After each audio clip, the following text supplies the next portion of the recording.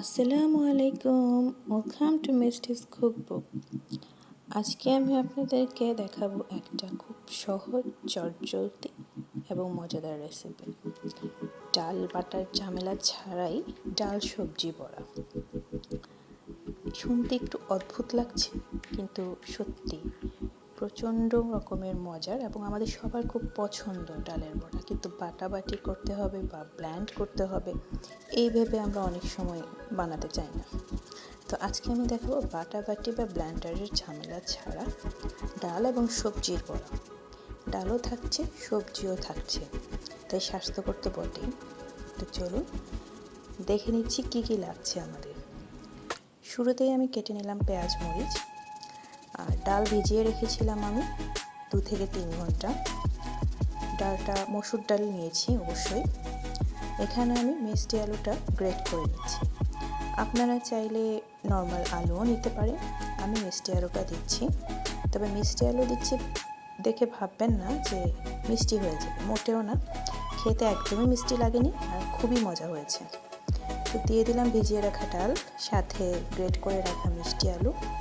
Great করে আমি wash করে নিয়েছি, কারণ প্রচণ্ড পরিমাণ কষ থাকে মিষ্টি আলুতে। দিয়ে দিচ্ছি কাঁচামরিচ, পেঁয়াজ। তো এবারে দিয়ে দিব একে একে মশলা, খুব সামান্য পরিমাণে এবং সিম্পল কিছু মশলা।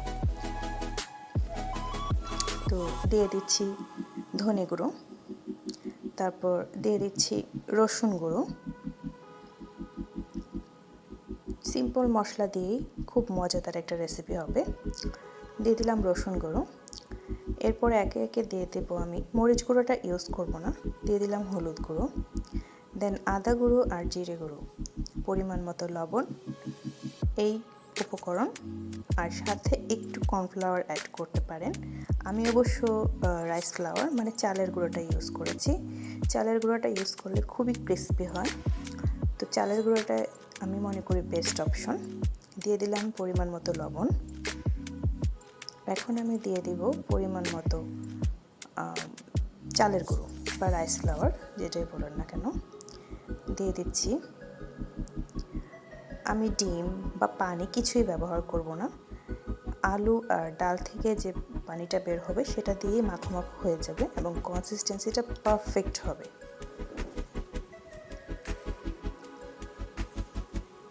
তো সব কিছু পরিমাণ মতো দিয়ে দিয়েছি। আমি এখন সব কিছু খুব ভালো করে মিক্স করে নেব।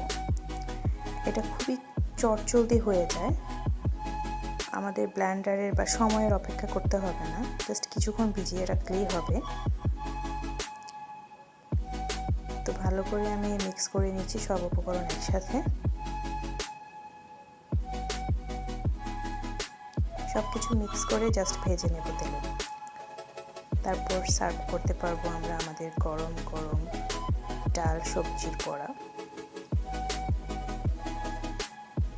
আর একটু রাইস ফ্লাওয়ার অ্যাড করে দিলাম, কারণ আমার মনে হচ্ছে একটু নরম হয়ে যাবে, কনসিস্টেন্সিটা পারফেক্ট হবে না।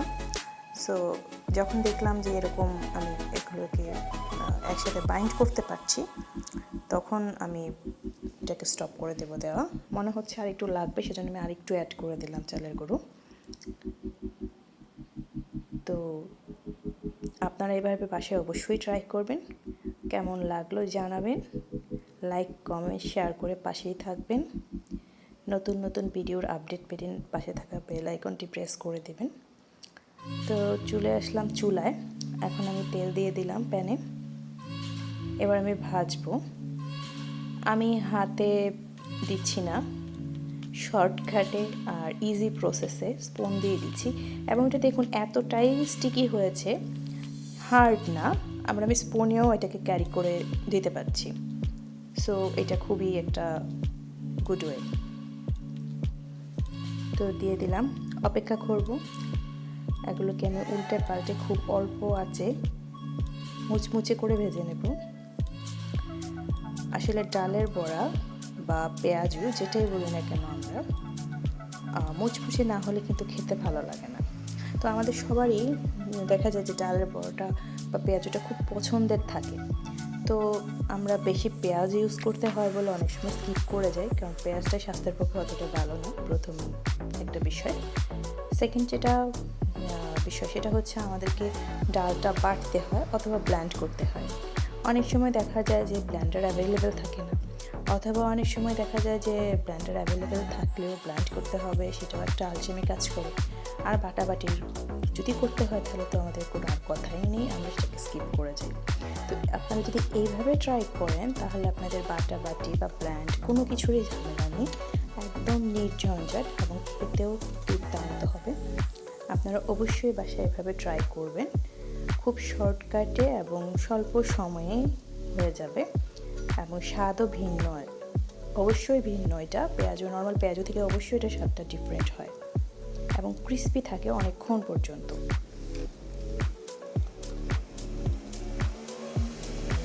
তো আমি উল্টে পাল্টে ভেজে নিচ্ছি বেশ অনেকটা সময় ধরে।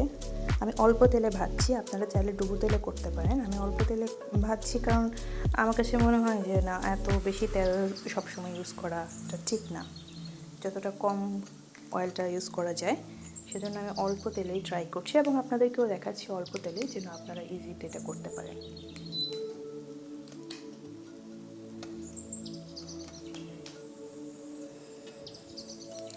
তো অলমোস্ট হয়েই গেছে, আপনারা দেখতেই পাচ্ছেন আমি লাল লাল করে মুচমুচে করে ভেজে নিয়েছি। আমি আর একটু অপেক্ষা করছি, অপর পিঠটা একটু মুচমুচে হলেই আমি তুলে নেব, তুলে নিয়ে সার্ভ করব।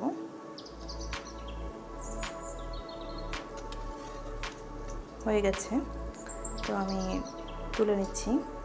আমার বাটাবাটি এবং ব্লেন্ডারের ঝামেলা ছাড়াই ডালের বড়া বা পেঁয়াজু। আপনারা চাইলে সাথে গাজরও অ্যাড করতে পারেন, তো আমি আজকে গাজর অ্যাড করিনি। আপনারা সাউন্ডটা শুনতে পাচ্ছেন কিনা আমি বুঝতে পারছি না, খুব মুচমুচে এবং কুরকুর করে একটা সাউন্ড হচ্ছে, তো খুবই ঝনঝন করে একটা শব্দ হচ্ছে বাড়িতে যখন আমি নাড়া দিচ্ছি। খুব ক্রিস্পি হয়েছে এবং এটা অনেকক্ষণ পর্যন্ত ক্রিস্পি ছিল। তা আমি আজকে ব্ল্যাক পেপার আর সুইট চিলি সস দিয়ে ট্রাই করব, আপনারাও এইভাবে ট্রাই করবেন। থ্যাংকস ফর ওয়াচিং, আল্লাহ হাফেজ।